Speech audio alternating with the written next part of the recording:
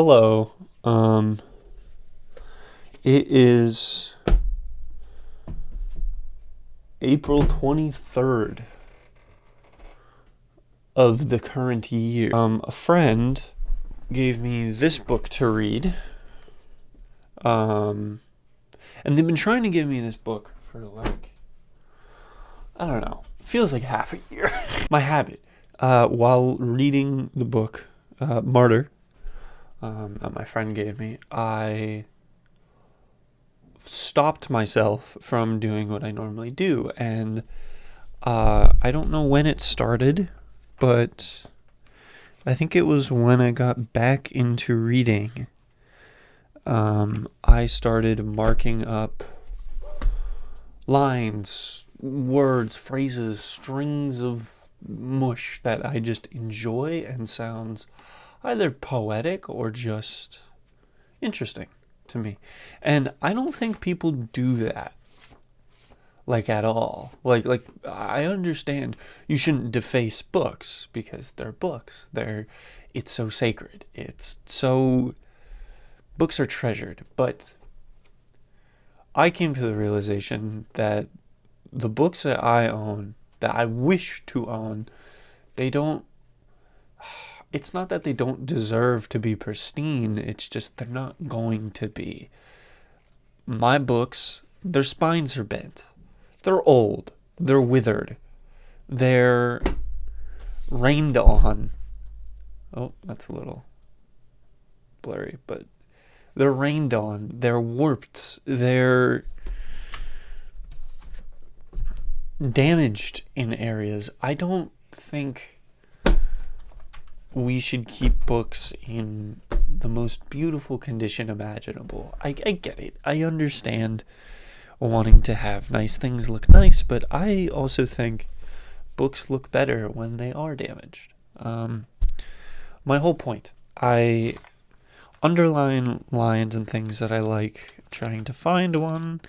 This whole video is just going to be me reading, so enjoy. I am going to go through all my books that I have read or am in the process of reading, because I read a lot of books at once. I don't know why, I just do.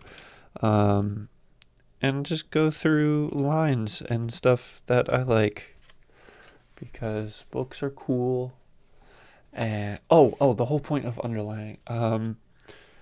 I like to mark up my books because one day, eventually, these books will leave my possession. I will no longer own them because I will be dead, or I will give them away. And I like the comfort of knowing that when someone does read it in the future, inevitably, because books will never die, that they'll see that another human being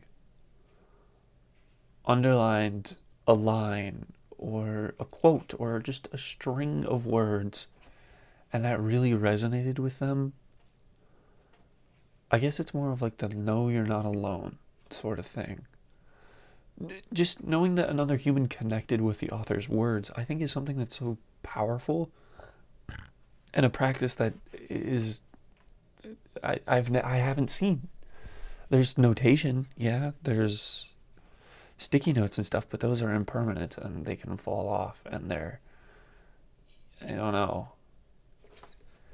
It feels wrong, but it feels right to do. I think it's just something cool that we should do more of. Self-Portrait of My Adolescent Insecurities. This is from Film for Her by Orion Carlotto. Carlotto. Yeah. Sorry if I mispronounce any names or anything. The gap between my two front teeth, a gene I carried with shame, a laugh I stole from my mother, too loud and piercing to be considered polite. My nose, carbon copied from my father, Portuguese to the vein, that he inherited from his father too.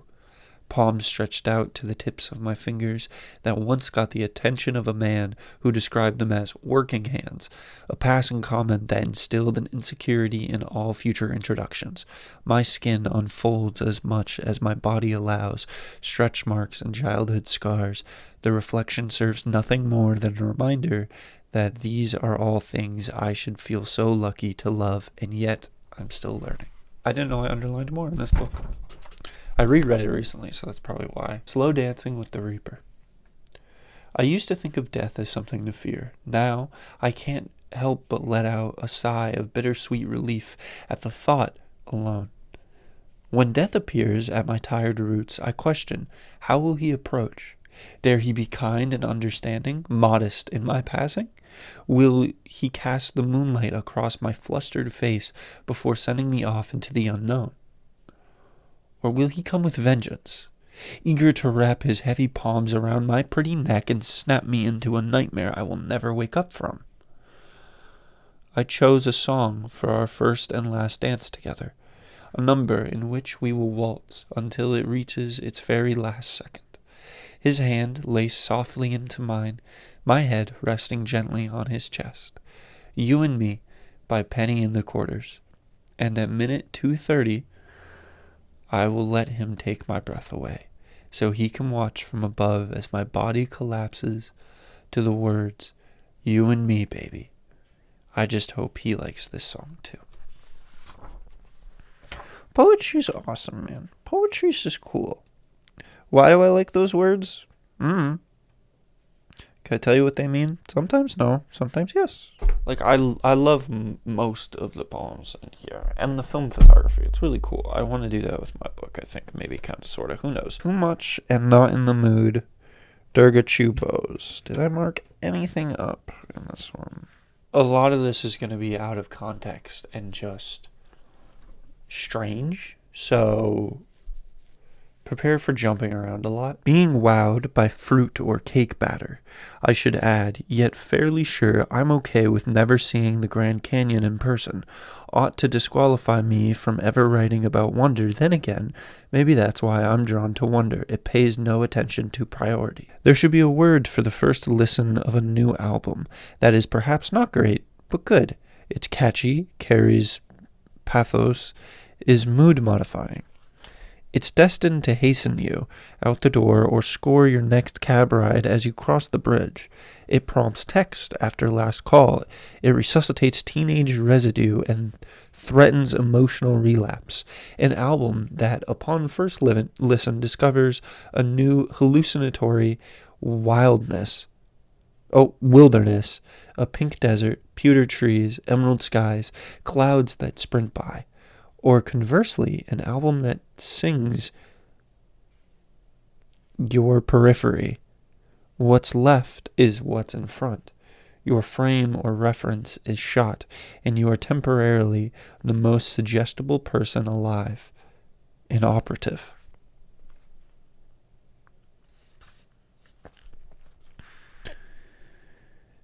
Flirty, fun centaurs. The Chesro humor of meddlesome cupids, Pegasus and his family of winged stallions sailing through clouds and diving into canyon waters. This is also good for me because I haven't reread this.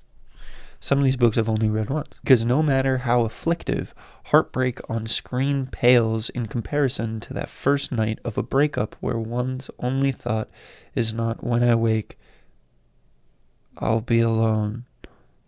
But how? How will I wake up?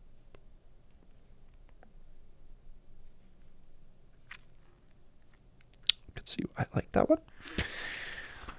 She performed much of the show sitting on a stool, and even then the stage and the theater could not contain her. We, the audience, at capacity, fit into her palm. Damn,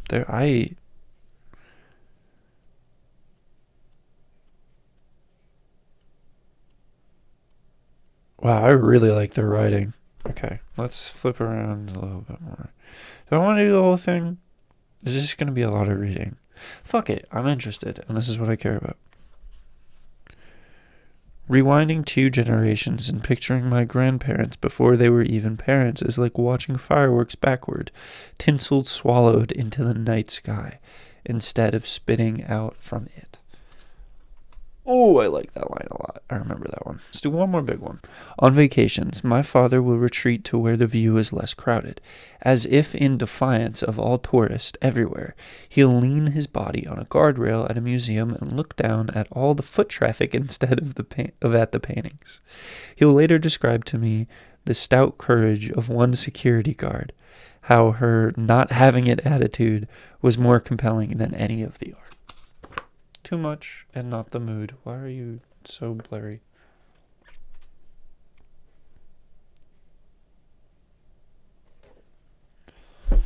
Next up, I feel like it's Season of Migration. I don't think it's Plath. I think Plath comes later. Let's see if I marked up anything. Sometimes I do, sometimes I don't. We shall see. I only take like good caution when reading a book that a friend lent me because they care more about preserving spines and all this and that. I don't. All of us, my son, are in the last resort traveling alone. Okay. Oh, I never. Season of Migration to the North. Taib Salil. Salil. I don't know how to pronounce it, so I'm sorry.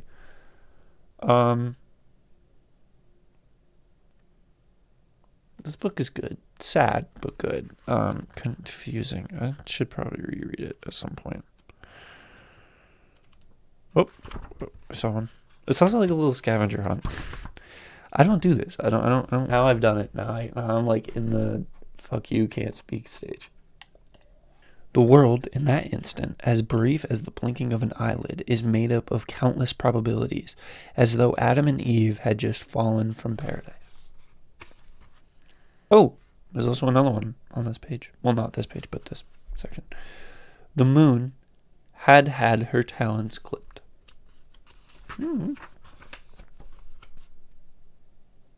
It's also like stuff for inspiration. Stuff that words, phrases that I think sound good and inspire me, I guess.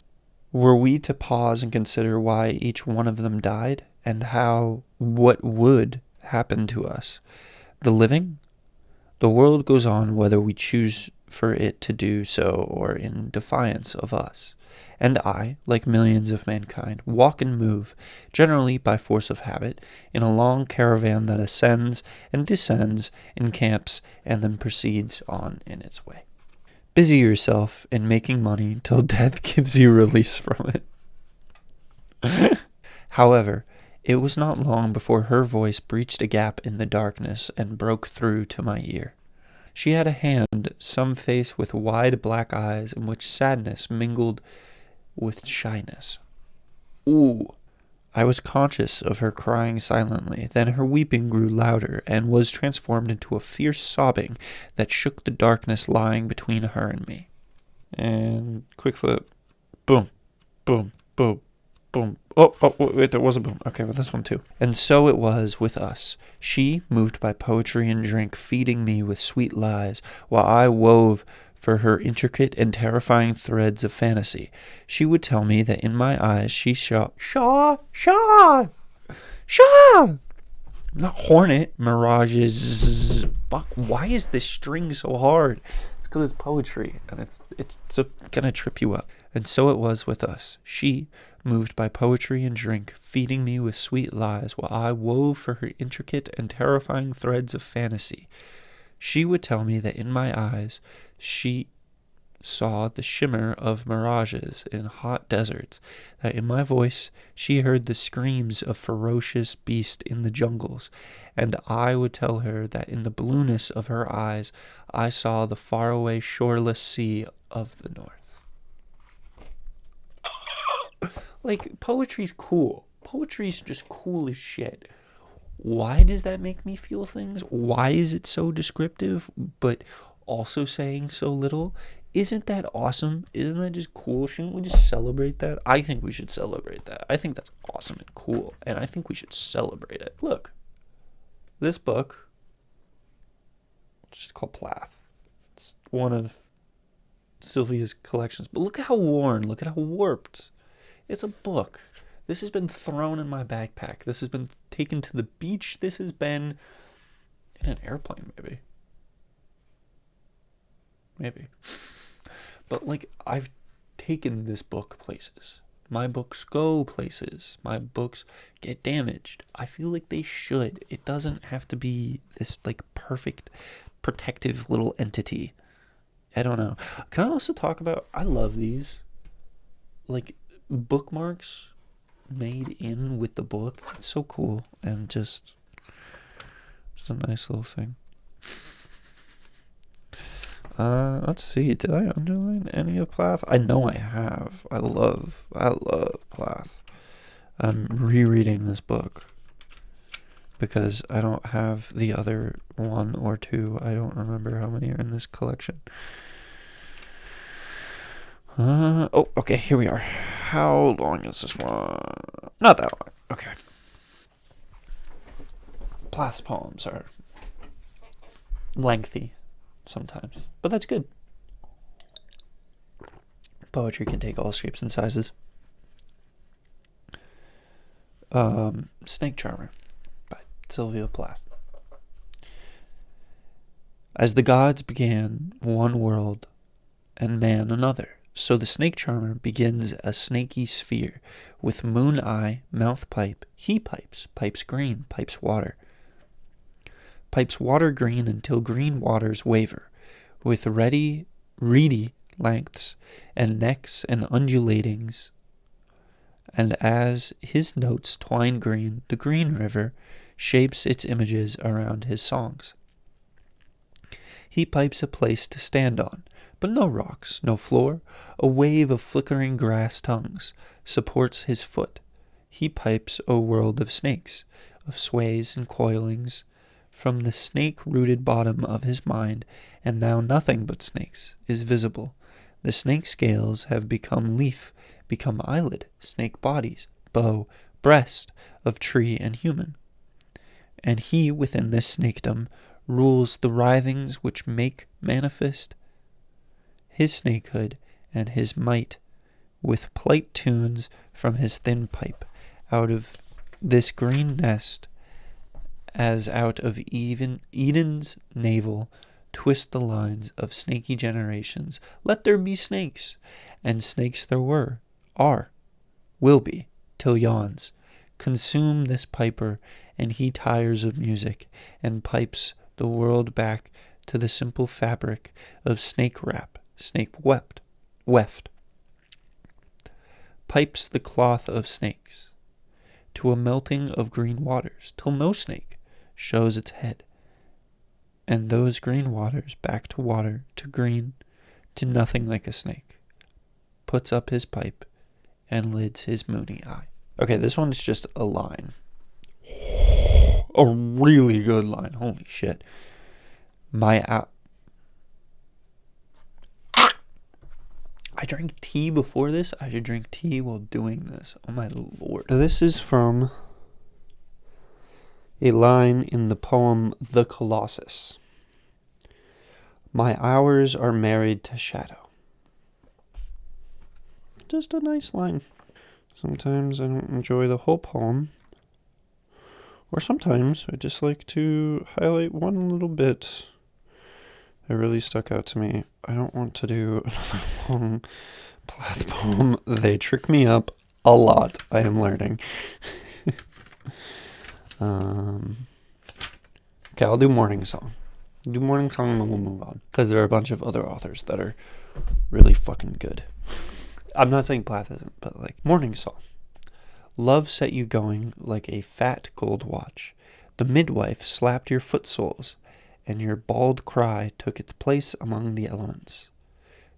Our voices echo, magnifying your arrival, new statue, and a drafty museum, your nakedness, shadows our safety. We stand around blankly as walls. I'm no more your mother than the clouds that distills a mirror to reflect its own slow effacement at the wind's hand. All night your moth breath flickers among the flat pink roses. I wake to listen. A far sea moves in my ear. One cry, and I stumble from bed, cow-heavy and floral in my Victorian nightgown. Your mouth opens clean as a cat's. The window square whitens and swallows its dull stars, and now you try your handful of notes. The clear vowels rise like balloons. Man, poetry is awesome. I fucking love poetry. Have I mentioned that I'm a poet and I like poetry? This one's gonna fuck me up, I'm afraid, of what I've highlighted. Urbanchi by Sierra Freeman. Of course it was published by Button. You know, Button poetry. What will fuck me up and gain me new perspective? I also love their formatting. It's so, like, you can play around. You don't have to be safe and do da-dun, da-dun, da-dun. I'm not just talking free verse and stuff, but, like, look at how the way, I'm going to go back. Look how the format changes. Look how the format changes in each poem and how, wait, wrong way, this way.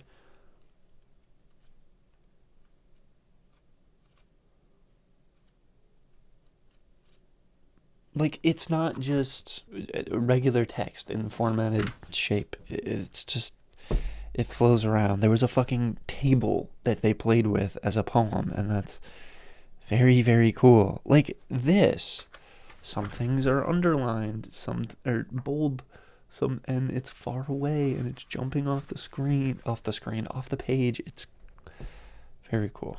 I love formatting in strange and interesting ways. It excites me and is just cool. We don't have to keep to the same boring formats. Did I not like, look at this one. The outside of the joke, how you lose your job on day of the inside of, like, look at that. That's so damn cool. And it can be read like 1,000 different ways. That's so cool. Maybe I didn't underline anything in this, which is strange. Meaning I have to reread it. I guess I'm making two piles. I just remember this book hurting so much. Making me cry so many times. I was probably just too afraid to fucking underline anything. Or I just was consumed by the writing and just wanted to read it in one sitting. So I'm sorry, but trust me, there's a lot of good, and I'm going to reread and find that. Maybe I'll do another update. I don't want to do this one, man. This one's sad as well. The Glass Castle by Jeanette Walls. And not all these books are poetry books, but I'm finding writers that write in, I'm fighting the urge to say the word interesting, different styles and eye-catching. Did I not? Really? But I was so sad by this one.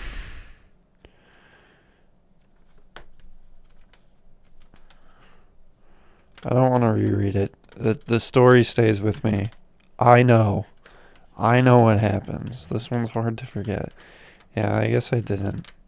I guess I don't do it with all my books. That's okay. Oh, okay. Alright. This one is Murmur by Laura Mullen.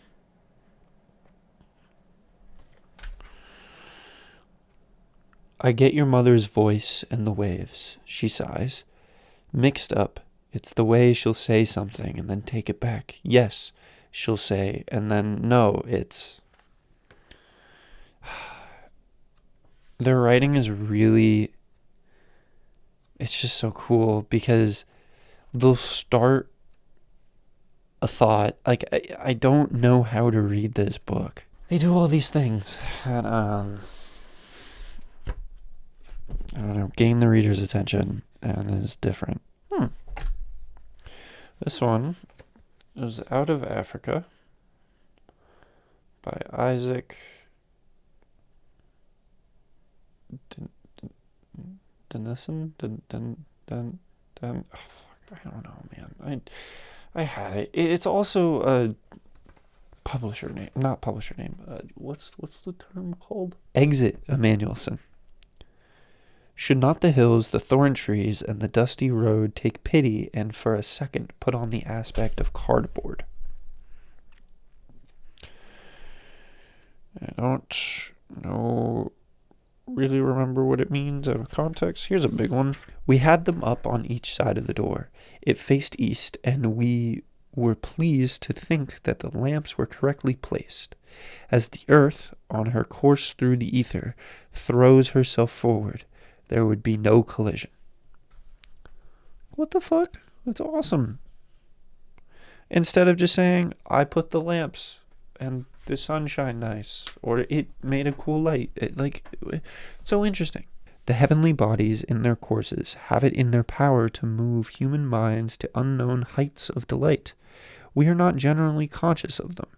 When their idea is suddenly brought back and actualized to us, it opens up a tremendous perspective.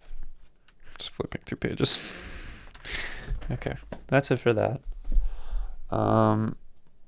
Now, for the book I am currently reading, Japanese death poems written by Zen monks and haiku poets on the verge of death. Sad, also, obviously, but this was a way. I've read it on YouTube a little bit, just little bits and pieces, but I've read more since then, and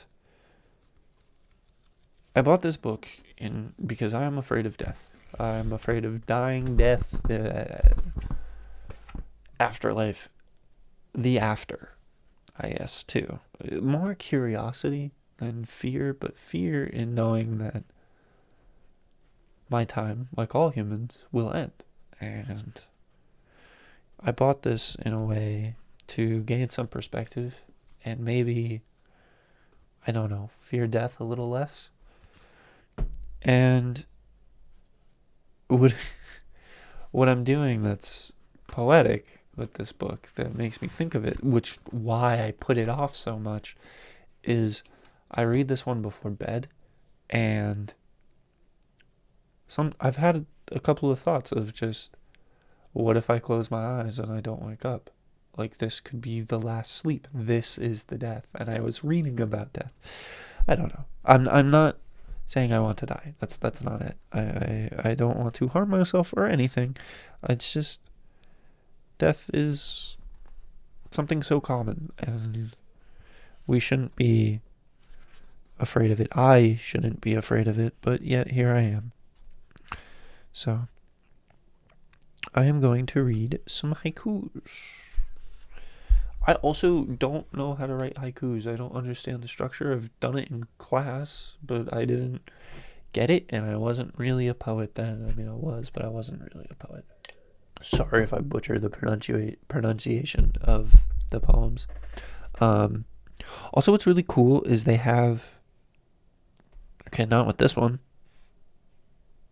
That's weird. But most of them, they have the original written in Japanese, and then they have the English translation. And it's really cool because there's also notes from the person who compiled them, Joel Hoffman, and they add some insight on the poems or what a certain word could mean, and I find that really cool. I also just really like how words and phrases in Japanese can mean many different things, and as a poet, I want to find more words in English that can do the same. Just having more tools in your arsenal is important, but don't try and go so Not you, I guess. Koho Kenichi died on the 20th day of the 10th month, 1316, at the age of 66. To depart while seated or standing is all one. All I should leave behind me is a heap of bones. In empty space I twist and soar, and come down with the roar of thunder to the sea. And then here are the notes that maybe was the reason why I underlined it. Death in a Zen sitting position, or death standing up, was considered worthy of an enlightened person. So just learning about little things. Here we have Mumon Genzen, died on the 22nd day of the 3rd month, 1390, at the age of 68. It's normally really important to know the day and the year that they died, and month. It influences the poems, haikus, more than you think. Life is an ever-rolling wheel, and every day is the right one. He who recites poems at his death adds frost to snow. Life is like a cloud of mist, emerging from a mountain cave, and death, a floating moon in its celestial course. If you think too much about the meaning they may have, you'll be bound forever, like an ass to a stake. These are 2 separate poems. They were spoken, apparently one after the other, just before Mumon's death. Wow, I really like a lot of these, apparently. Let's get to some of the ones that have the original writing in them. Akinobo died on the 4th day of the 1st month, 1718. The 4th day of the new year. What better day to leave the world?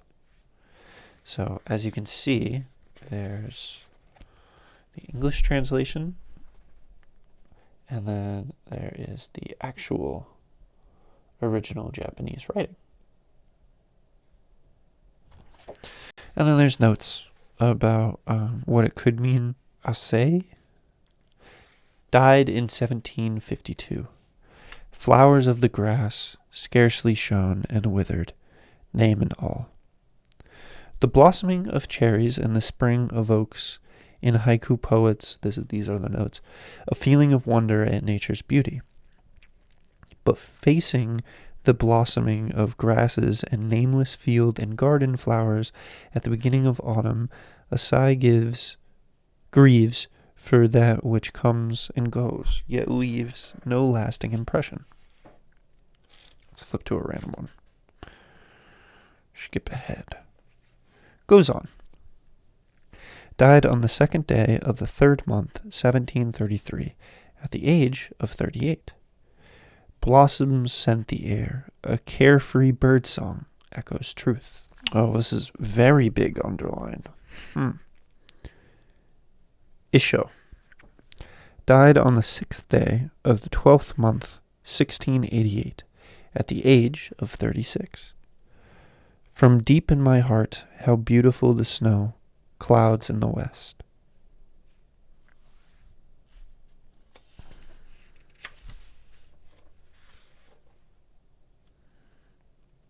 Oh yeah, let's read the notes on this one.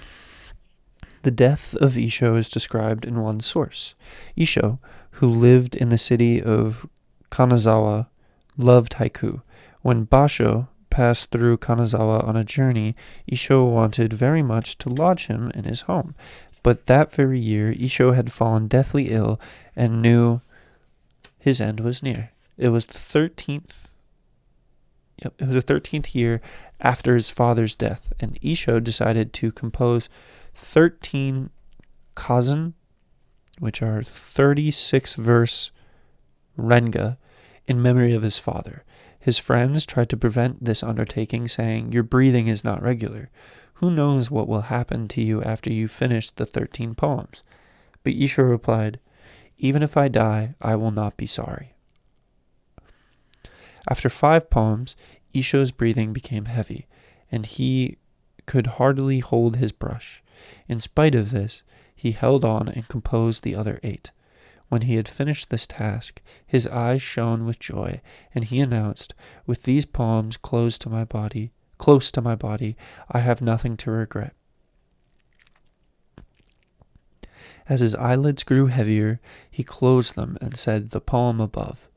He looked like a man who had been freed from the chains of life and whose soul was pure.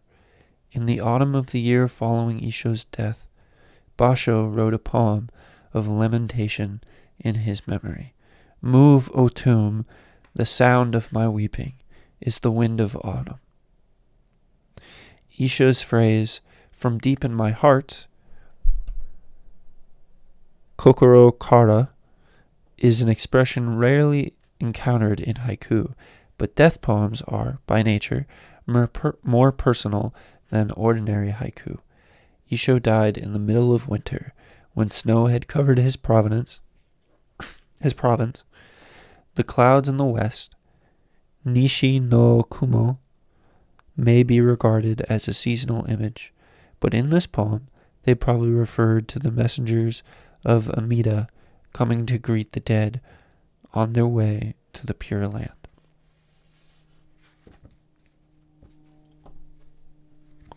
Fuck, I just want to read. I just want to read all day long now. Yeah. Read some poetry. The month's almost over. So, read some poetry. Write some poetry. Please write poetry. Write poetry. We can never have enough poetry. And that's what's beautiful. I love that. I love that about poetry. I love that about the world. Poetry is human life just scattered on a page. I find that very beautiful. So, write some poetry. Read some poetry. Have a good rest of your month. And thank you for listening to my rambling. Goodbye.